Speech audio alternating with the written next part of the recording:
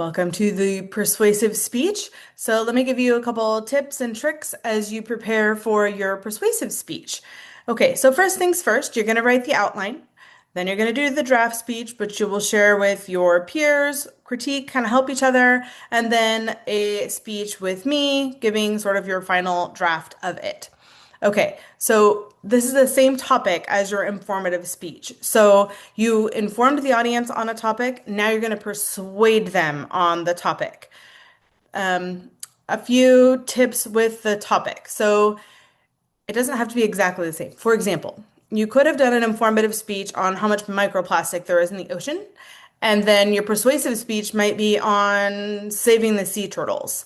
So your audience has knowledge that there's plastic in the ocean, and then your persuasive speech would be this plastic that you've learned about is now killing the sea turtles. Therefore, the action I want you to take is using less plastic because that will save the sea turtles.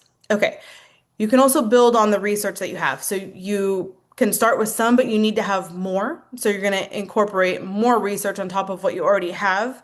You can use the same sources. You likely won't use exactly the same quotes, but you're building on it. So your audience has some knowledge. Now we're going to build on it and persuade them. Okay, the second part is the organizational pattern. So the organizational pattern is part of what helps make this persuasive. So you're going to use Monroe's motivated sequence. This is a persuasive organizational pattern. Couple tips. The need section will be where most of your research is because you're kind of building a case for why there's a need for change, right? When we persuade, we want to persuade the audience to change their mind.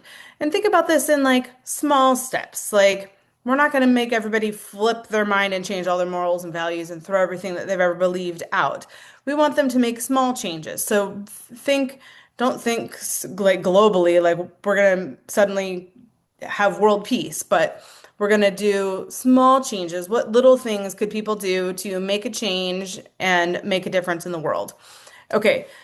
Um, then the final bit in your conclusion is the call to action. This is one simple, strong sentence. What do you want the audience to do? What do you want them to take action on? So it could be talking with their families, it could be signing a petition, it could be donating to a cause. A lot of different examples that you could do here. It just depends on what your topic is. Okay, so this is your biggest speech of the semester. It's the longest, it's the most points, and it has the most skills in it. But I feel really confident that you're ready at this point. You know how to do the in-text citations.